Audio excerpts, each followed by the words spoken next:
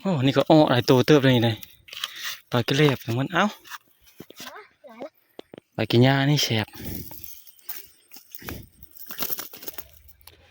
ครับทักทายสวัสดีสวัสดีพี่สบายดีตอนค่ำๆทุกคนเลยตอนนี้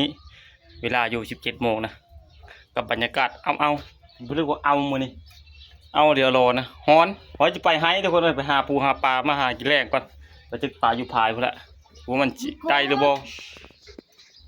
ฮ้อนมาลูกฮ้อนเปล่ากินแต่น้ำ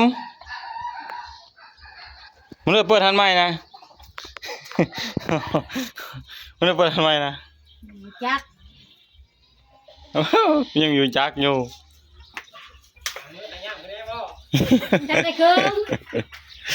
เฮ้ยหารกันงบเท่าไหร่5,000 6,000 บาทช้างนี่กว่าเลยแต่เลยค่าช้างจำค่าอุปกรณ์นี่นะมดอยู่ 6,000 บาทมันอยู่หารนี่ไปบ่พาไปปลานะฮะที่เป็นเว้ยมันหมุนมาแล้วอันนี้ปลาที่ไปทึกปลาเลยฮะอันนี้ผู้จะไปน้ำหน้าเนี่ยผู้นี้น้อยนี่คิดว่าจักนี่เขาไปถ่ายนี่แป๊บๆไว้ขนาดไปทึกปลาแล้วมีพอไว้นะฮะบ่ไปทึกแหไว้นะไปบ่เดี๋ยวพาไปทุกคนนั้นมันค้ำอยู่หายอยู่มีมันคือจะเป็นกระแดงแล้วจะเลิกคลองนะไม่มาโหดผายแล้วปะเนี่ยโอ้น้ำกันจนเป็นน้องควายมาเลยก็ขายบุกตูวัดเขาบอัดทุกคนเลยปลานะชดดุกดักนี่ปลา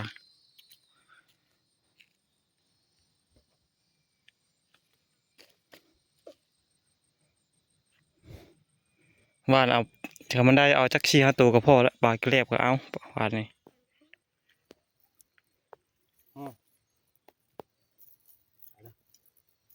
ปลาโคละอย่างนั้นนะ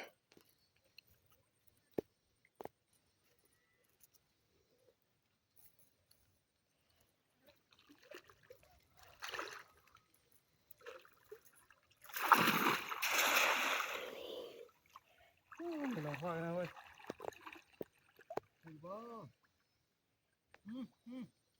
ไปขึ้นละมีเพื่อนอยู่รอบนึง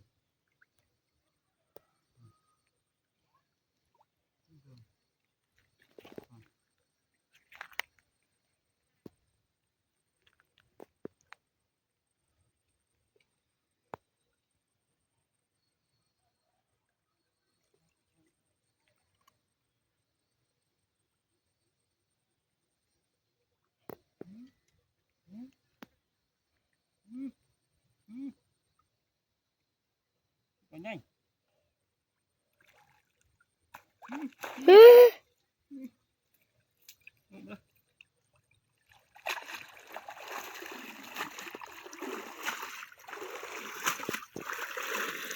ี๋ยวเราตัวเจ้า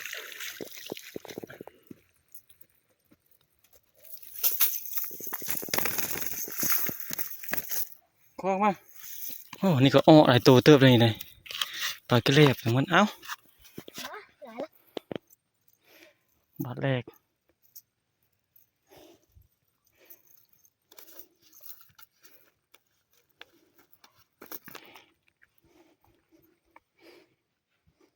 ใครได้คล้องไหมเอาโลด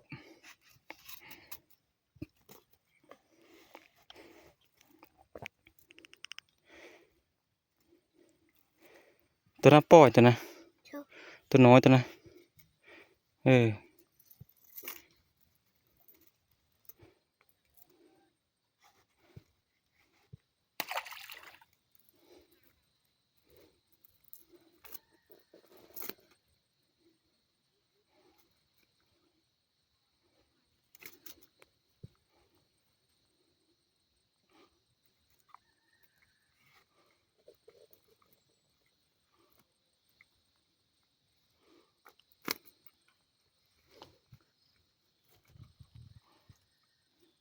เต็มคลองแล้วบ่ ใครจะเต็มปะ ปลาบ่เชี่ยวๆอยู่แถวบ่ ต่อยหนึ่ง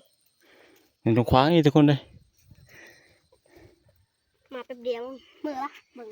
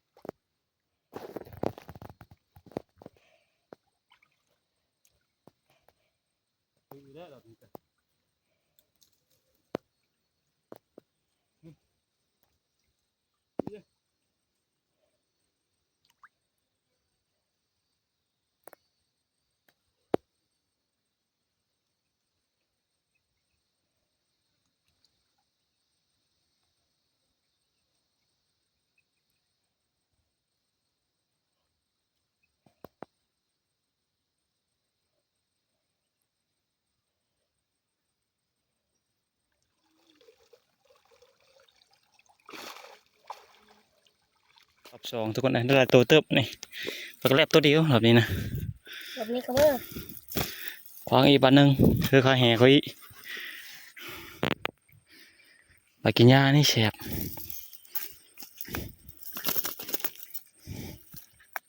ติดกระลุกหนึ่ง ก็ไม่แน่น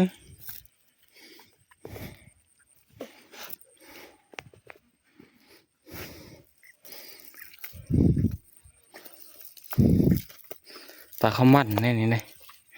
ตัวมีใหญ่เลยปลาข้าวมันนะนี่ปลาปะนี่ปลาน้อยๆนึงเอ้าปลาปะนี่ค่ะ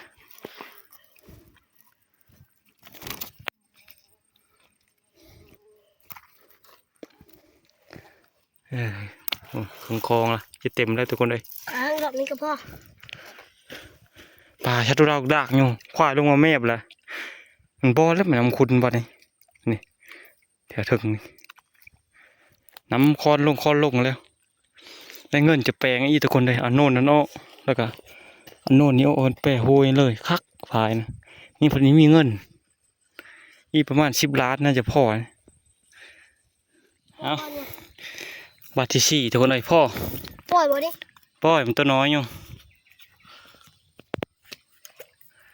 ปล่อยนั่นก็ปล่อยปลาไหนปลากระแดดมันก็ปล่อยอาจจะไปกินหญ้ามันตัวน้อยอยู่ปลากระแดดนี่ก็ข้าวใช่ไหมนะ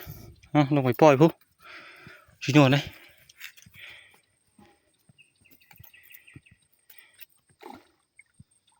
ปล่อยคืนทุกคนเลยมันตัวน้อยเอาแต่ปลากินหญ้านี่คนไทยเอิ้นปลาโนนจันทร์นี่นะมันก็เอิ้นปลากินหญ้า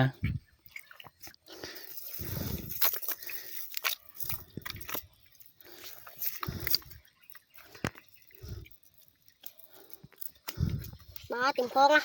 พอแล้วป่ะ พอแล้ว พอแล้วล้างแหมือ เหลือละ ทึกง่ายน้ำมันโคตรละมีเต็มคอดึงรถ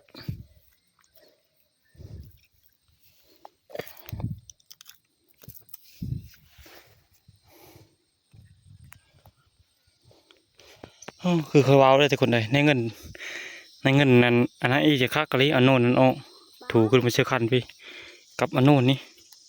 คือมันเป็นเชิงสิอันนี้น้ำเลยน้อยเดียวนึงไอ้10 ล้านพอดีเลยกะทิเป็นเงินบาทอีประมาณ15,000นะอีแปลงอี15,000นะพอดีคักน้ำนี่เฮ้ยเป็นทิศทางไหลเลยมันไหลพาดมาทางนี้เพราะว่าทางนั้นเขาไอ้เฮอหน้าเชื่อดิน้ำฝนน่ะน้ำผ้าไปน้ำฝนแต่เขาไอ้ให้หน้าเชื่อเรียบร้อยแต่ระบายนั่นก็ว่าจะตันแต่ถ้าเรามีเงินนั่นเอาไว้ปีหน้าไว้ปีนี้มีกะเอ้าจะได้เมื่อแล้วทุกคนเลยเมื่อยืนกินแต่เฮิร์นพอแหละตึก4 บ้านมาหอเทิร์นวันนี้เฮ้ยไปว่าเยี่ยมมึงดุยของอีพอน่ะได้ลายบ่ลายบ่ของอีพอปลานะปลาเพิ่นนะฮะ เด็ด บรรยากาศยามแดงทุกคนเลยเรียกว่าฮ้อน น้องเก็บตัวใหญ่ นี่แหละใหญ่กับปลากะ อันนี้เนี่ยแต่ก็มันใหญ่ขึ้นเลย ว่าจะเป็นควายมันนะควายลงมัน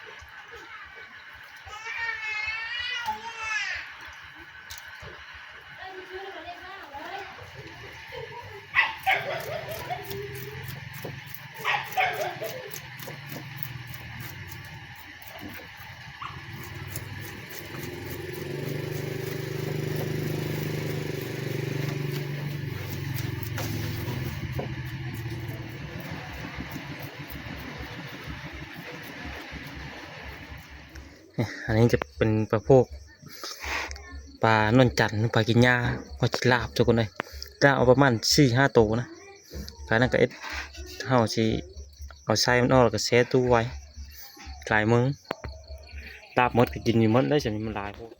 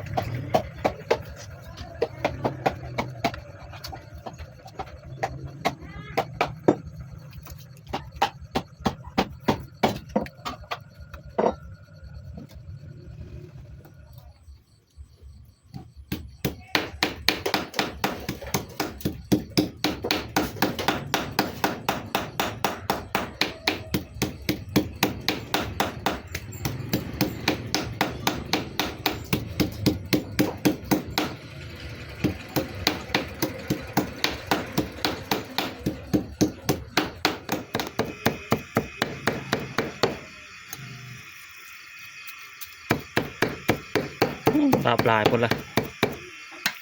โคเอาหล่นเอาบำลาบแล้วกัน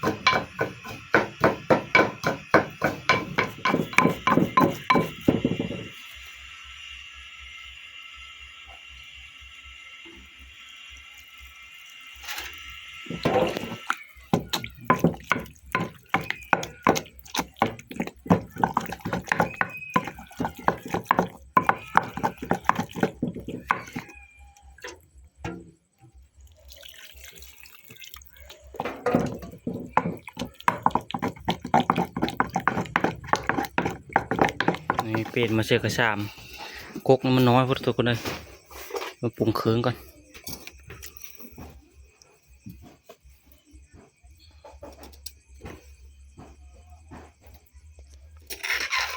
เอาปลาต้องกินเผ็ดๆมันแซ่บเสือโคน้ำยังหอม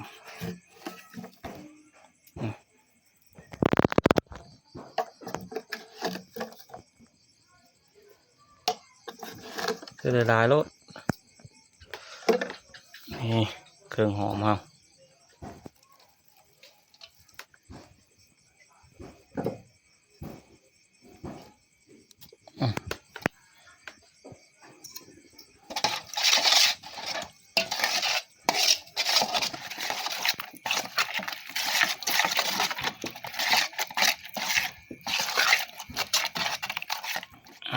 แล้วทุกคนเลยอันนี้อันดิบนะตัวนี้ตัวชุกกำลังโคอยู่โคตรคักขนาดนั้นเลย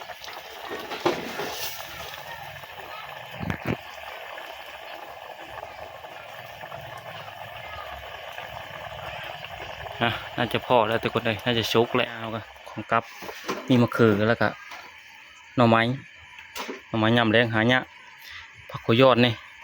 แล้วก็พักเลยนี่มีจักพักกันจักพักไปเลย